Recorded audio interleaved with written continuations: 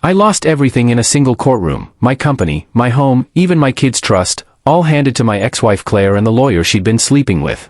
They stripped me bare, laughed as they walked away with $7 million, and left me to rot in a studio apartment with nothing but debts and a cracked ceiling.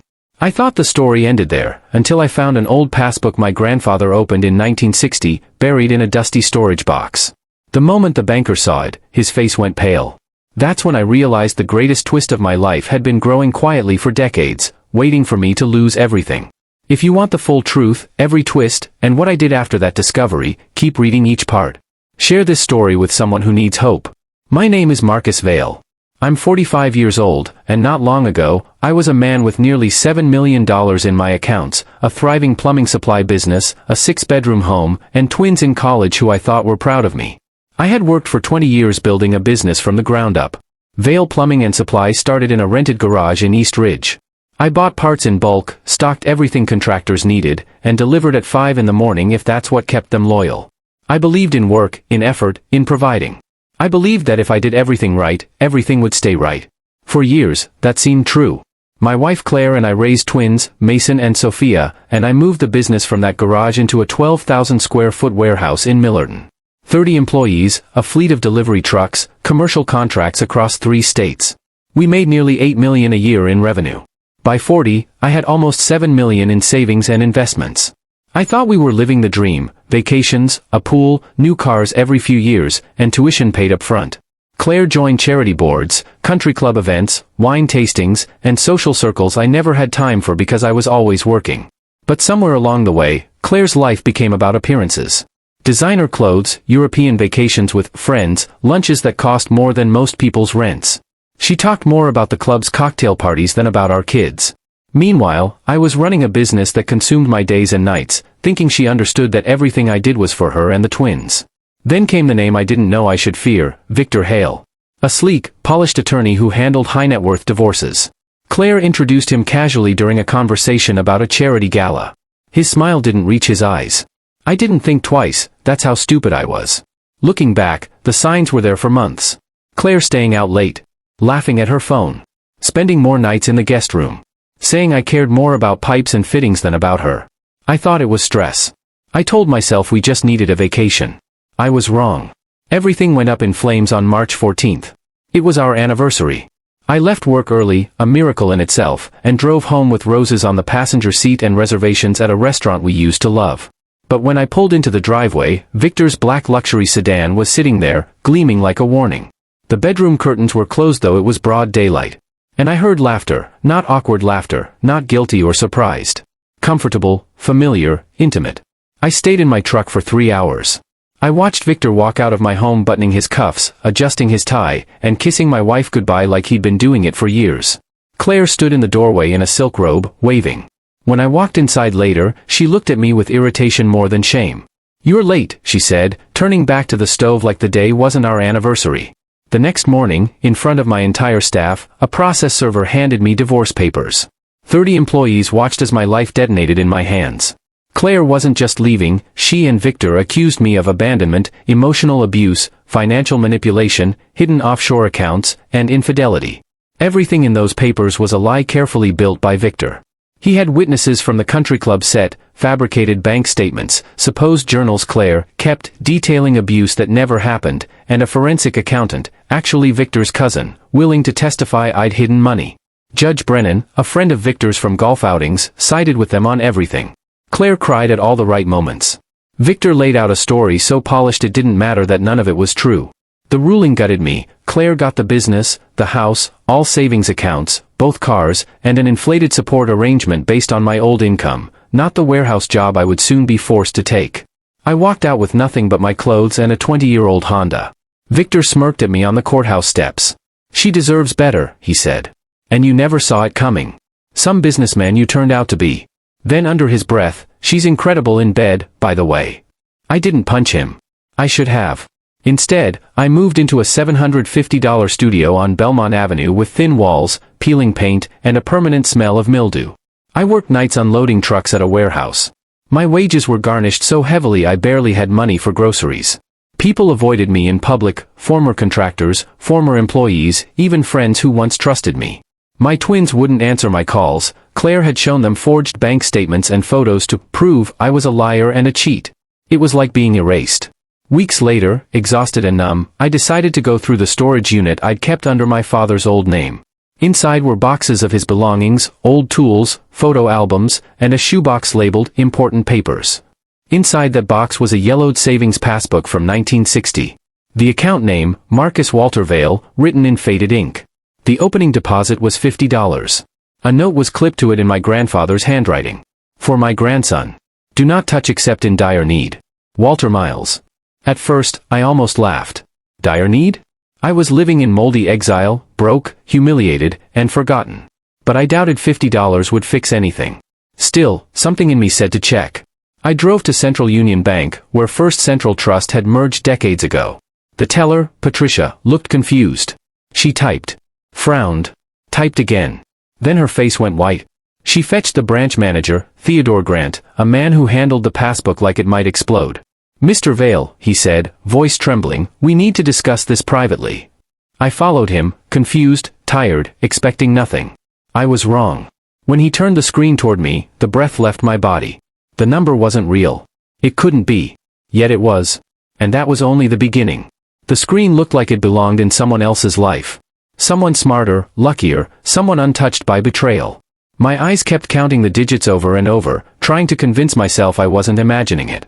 The number was too large, too absurd, too impossible to have grown from $50 my grandfather deposited when I was an infant. For a moment I couldn't hear the office noise around me, couldn't hear the hum of the air conditioning or the soft clicking of keyboards outside the glass wall. All I could hear was my grandfather's voice from decades ago, telling me that time makes money grow. Theodore slid a printed sheet toward me. The columns detailed every decade, every compounding year, every merger where the bank had legally been forced to maintain the interest terms from 1960. My grandfather had chosen something called a Century Growth Account, an odd, short-lived savings product meant to encourage long-term deposits. It had a locked rate of 7.5% annual compound interest, unbreakable until the beneficiary turned 45. If accessed early, it would have forfeited everything. If ignored, it would keep growing. And it had grown for 64 years. I stared down at the chart. At year 20, the account was worth just a couple $100. At year 40, close to $9,000. But the last 20 years were where the explosion happened, exponential growth that made no sense in my current reality, where I was counting change to buy dinner. That passbook had been sitting in a shoebox while I lost my house, my business, my dignity. But that wasn't even the end of it. Theodore reached into a file drawer and pulled out a yellowed folder, brittle with age. There's more, he said quietly. Your grandfather added an investment directive in 1965. I forced my eyes up from the numbers. More? He opened the folder and took out a single typed page with my grandfather's signature. He instructed the bank to purchase shares of a small textile company. Berkshire Hathaway. My brain rejected the words. Berkshire Hathaway. Warren Buffett's Berkshire Hathaway. I leaned back in the chair, staring blankly at the paper. My grandfather, a factory worker who never made more than $15,000 a year, had bought 5 shares at $19 each. After decades of splits, growth, and reinvestment through the bank's custody management, those shares alone were now worth over $8 million. I felt something inside me crack. Not from pain. From disbelief so sharp it bordered on physical. He couldn't have known, I whispered. No, Theodore agreed. But he understood long-term value. He understood patience. And he understood that one day you might need this. He opened the passbook again and pulled out a sealed envelope with my name on it in my grandfather's familiar, neat handwriting. I held it for a moment, the weight of it heavier than the paper inside, before opening it with shaking fingers. Marcus, the letter began. If you are reading this, you are 45 and in trouble. Life is unpredictable. The world is filled with people who smile while hiding knives. Time is the only thing that can turn small things into great ones. I could not give you much in life, but I could give you time. Use it wisely. Trust selectively. And never show all your cards, not even to the ones you love. I read the letter twice, then a third time. Every sentence felt like a quiet warning from a man who had lived long enough to see betrayal in places he never expected. He didn't know Claire. He didn't know Victor. But he knew their type.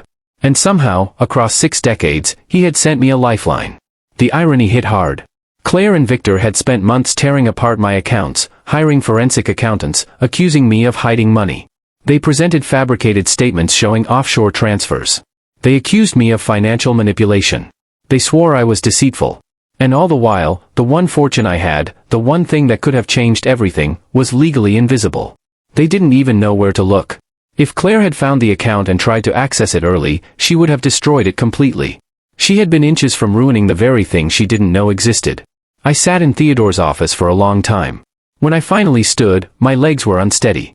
The world outside the glass-walled office looked different, not changed, but revealed. I had entered the bank feeling worthless.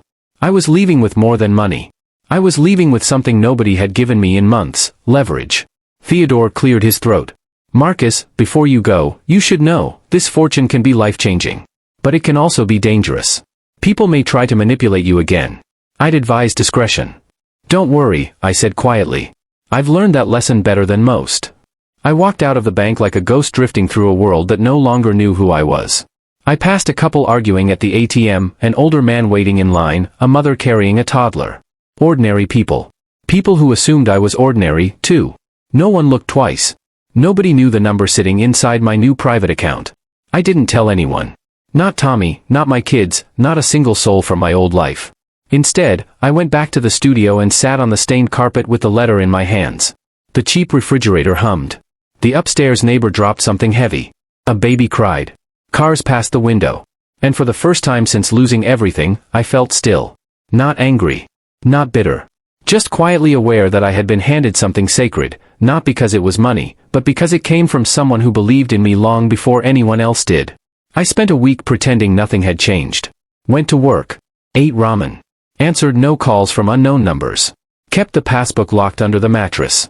All the while, I was meeting with new attorneys recommended by the bank, private, sharp, discreet people who didn't work in cheap suits. One of them, an older man named Arthur Llewellyn, looked at the divorce files and shook his head slowly. They robbed you in daylight, he said. But the beauty of thieves is that they usually leave fingerprints. He was right. In a matter of days, Arthur uncovered everything Victor had tried to bury. Fabricated evidence. Conflicts of interest. Judge Brennan's financial connections to Victor. The forensic accountant's falsified credentials. Claire's affairs with not one, but multiple men from the country club. All of it documented in ways Victor didn't expect anyone to pay attention to. When we're ready, Arthur said, we won't just reverse the ruling. We'll bury them legally. I wasn't ready for revenge yet. I was still learning how to breathe again. But I knew what I wanted: justice, not fury. And my grandfather's words kept guiding me. Never show all your cards. So I didn't. I kept living like I was broke, invisible, forgotten.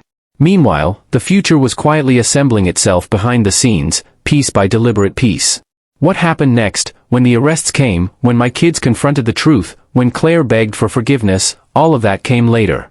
But it all began with that shoebox, that passbook, and the quiet wisdom of a man who trusted time more than people. For 2 weeks, I lived a double life, one that looked pathetic on the outside and one that was quietly, powerfully rebuilding itself beneath the surface. Every morning I still woke up to peeling wallpaper, the leaking faucet, and the curry smell drifting up through the floorboards. I still wore the same worn-out work boots and clocked in at the warehouse unloading deliveries for barely enough money to survive. People who once knew me probably thought I'd reached rock bottom. They didn't know I'd already gone through rock bottom, dug past it, and found a vault beneath it. But the strangest part wasn't the money, it was how easy it was to hide. No matter how big the secret burning in my pocket was, nobody looked at me like I mattered. They saw a man who'd lost everything. And in that invisibility, I found an odd sort of power. Marcus Vale, the man Claire destroyed, had disappeared. What replaced him was someone quieter, sharper, colder, someone who wasn't going to let the world blindside him ever again. Claire didn't know this new version existed. Victor certainly didn't. Judge Brennan sure as hell didn't.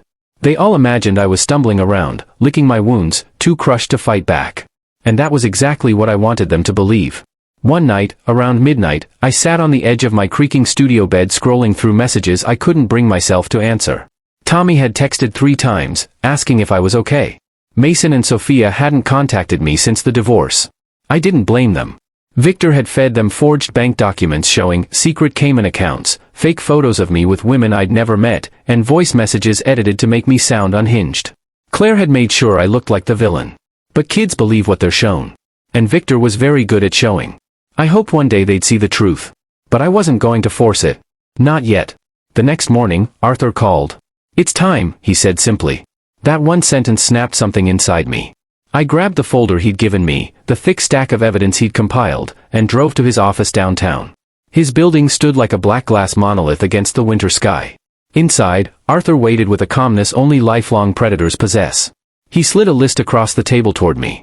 Names, dates, bank transfers, case files, photos, confidential emails. An entire network of corruption revolving around Victor and Judge Brennan, touching cases far beyond mine. It all sat there in neat rows, each line a quiet bullet.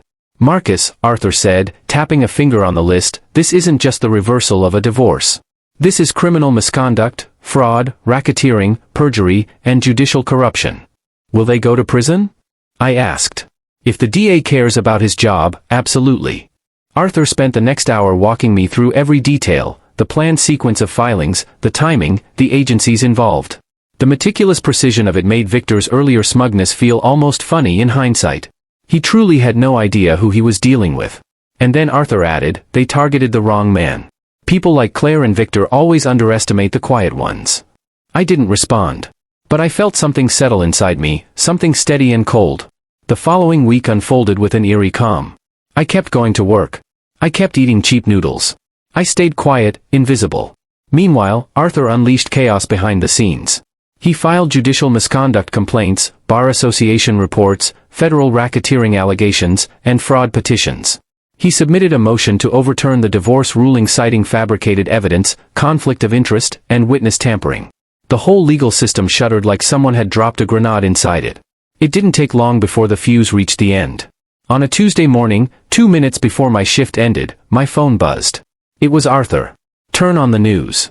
I stepped into the break room where the old TV mounted on the wall flickered with a local reporter standing outside Hale and Associates. Prominent divorce attorney Victor Hale was taken into custody this morning following allegations of fraud, evidence tampering, and conspiracy with a sitting judge. The footage cut to Victor being led out of his office in handcuffs. His perfect hair was out of place. His face was pale. Reporters shouted questions he didn't answer. His eyes darted around, wild, confused, the look of a man who'd never expected consequences. I stood there gripping the counter, heartbeat steady, breathing calm. I felt nothing for him. Seconds later, the screen changed again. Another location. Another arrest. Judge Martin Brennan has been suspended pending investigation and was taken for questioning this afternoon. The break room fell silent. One coworker glanced at me. Hey, isn't that the judge from your case? Yeah, I said softly, that's him. I walked out before anyone could ask more. By the time I reached the parking lot, my phone was blowing up. Unknown numbers. Claire. Sophia. Even Mason. I didn't answer any of them. Instead, I drove to Arthur's office. He met me with a folder in his hand. The divorce ruling will be overturned, he said with quiet satisfaction. Every asset, your business, your house, your savings, will be restored as soon as the courts finalize the reversal. I took the folder, but my mind was elsewhere. What about Claire? I asked. She will be charged, Arthur said, as a co-conspirator. She helped fabricate evidence. She helped recruit false witnesses. She knowingly benefited from the fraud. A soft exhale left my lungs. I didn't know if it was relief or grief. Maybe both. 2 days later, Claire called again. This time I answered. Her voice came through frantic, trembling, nothing like the woman who smirked across the courtroom as she took everything from me. Marcus, please listen, it wasn't supposed to go like this, Victor told me, he said. Claire, I said quietly, you made your choices. Everything he said about you, it looked real, I thought. You thought I was worth sacrificing, I said. That's what you thought. She sobbed. The house, the accounts, everything's frozen. I don't know what to do. I didn't respond. I loved you, she whispered. No, I said calmly. You love the life I gave you. I hung up before she could say another word. Later that night, alone in my studio, I opened my grandfather's letter again. His words struck even deeper now. The world is full of people who smile while hiding knives. He had known. Somehow he had known. I didn't celebrate when the assets were returned. I didn't cheer when the charges were filed. I didn't feel triumph when the news announced that Victor was facing multiple felonies and Brennan could lose his pension and freedom. Instead, I felt something quieter and heavier, justice. When my twins finally came to see me weeks later, I didn't know whether to expect gratitude or anger. Sophia burst into tears the moment she saw me. Mason stood in the doorway, stiff and ashamed. Dad, we're sorry, Mason whispered. We didn't know. Mom showed us things. You're my kids, I said, pulling them close. You were manipulated. But we move forward from here. And for the first time in months, I wasn't alone. The world didn't know who I was anymore. But I did. And the final transformation, what I did with the fortune I regained, how I rebuilt my life, that came next. The day the court officially overturned the divorce ruling, I didn't feel triumph the way I imagined I would months before. I stood in the same courthouse where Claire and Victor once smirked as they stripped me of everything I'd built. But this time, the air felt different. The marble floors didn't echo with humiliation. People didn't look through me. They looked at me, some with curiosity, others with disbelief, because the man they assumed was finished had walked back in, not broken, but sharper, stronger, and impossible to overlook. The judge presiding over the reversal wasn't Brennan. He'd been suspended, investigated, and eventually charged. Instead, Judge Rivera, a quiet, serious woman with a reputation for fairness, reviewed the evidence Arthur presented. It didn't take her long. She ruled that the divorce decree was void due to fraud, conspiracy, judicial misconduct, and evidence tampering. My assets, the business, the house, the savings accounts, were legally restored to me. And Claire's claims were dismissed with prejudice. She was ordered to vacate my home within 10 days. I didn't even go there. I didn't want to watch her carry out the life she stole. There was no satisfaction in seeing her defeated. Just a strange emptiness, like I'd finally walked out of a bad dream and into daylight that hurt my eyes. Victor, still in county jail awaiting trial, attempted to call me through his attorney. I declined. There was nothing left to say to a man who had made his career out of destroying families, then tried to destroy mine for sport. He wouldn't be practicing law ever again. The Bar Association had already begun disbarment proceedings. He would be lucky if he didn't spend a decade behind bars. But the strangest part was how quiet everything felt afterward. You grow up imagining revenge as fire and fury, shouting, confrontation, some dramatic cinematic showdown. But real justice moves slower, quieter. It crushes with weight, not noise.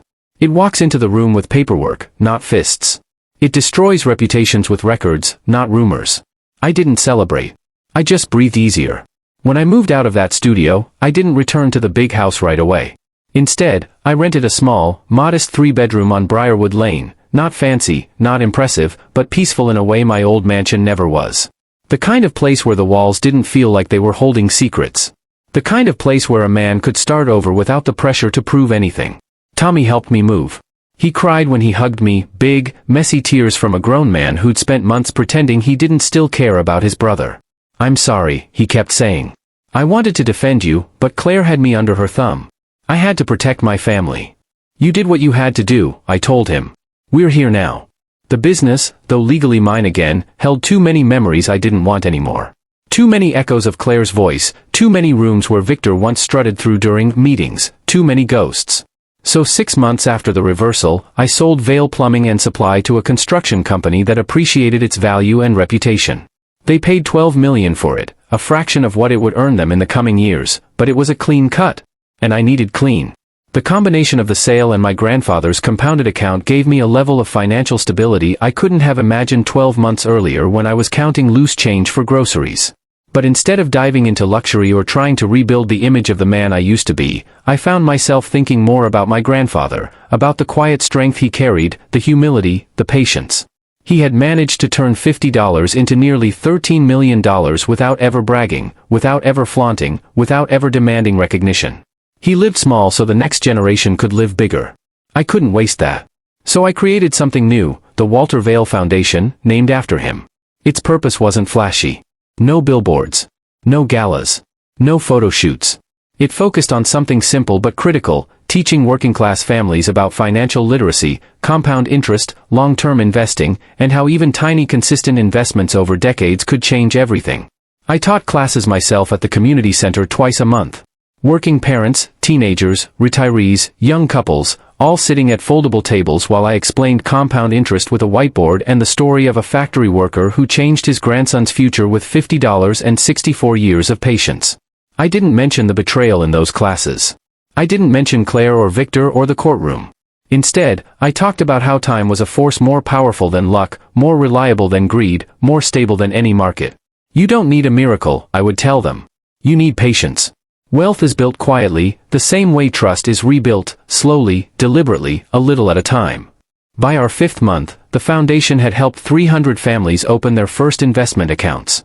Not big accounts, some started with $20, some with $50, but accounts that would grow. And grow. and keep growing long after I was gone. My twins, Mason and Sophia, eventually visited my new home. They'd been fed lies, manipulated by forged documents and carefully crafted stories. It took time for them to unravel it all. They apologized more times than I can count. They cried, asked questions, confessed how guilty they felt for believing the worst. "You're my kids," I told them. "You didn't betray me. You were lied to." We rebuilt slowly. Patiently. The same way my grandfather grew $50 into millions, through consistency and time. Sophia transferred to a college closer to home. Mason started helping at the foundation between classes. They both cut off contact with Claire shortly after discovering how deep her involvement went. Claire eventually took a job as a receptionist at a dental office. She drives an old sedan now, lives with her sister, and avoids public places where she might run into someone from her former life. When she sees me in town, she lowers her head. There is no hatred between us. Just distance. A distance that feels necessary. As for me, I live quietly. No more giant houses, no more expensive memberships, no more 18-hour workdays chasing numbers on spreadsheets. I wake early, drink coffee on the porch, and sometimes reread my grandfather's letter, the ink fading, the paper thinning, but the message stronger with every passing year. Never show all your cards, Marcus. Never. He was right. The strongest position is the one nobody sees coming until it's already reshaping the world. I keep the old passbook framed on my desk. Not as a symbol of money, but of survival, of patience, of legacy, of the truth that sometimes the greatest blessings hide inside the worst disasters. Everything I lost led me to everything I needed. If this story moved you, inspired you, or reminded you that even in ruin there is rebirth, please like the video, share it with someone who needs hope, and leave your thoughts in the comments. And don't forget to subscribe for more stories of justice, resilience, and the quiet power of patience.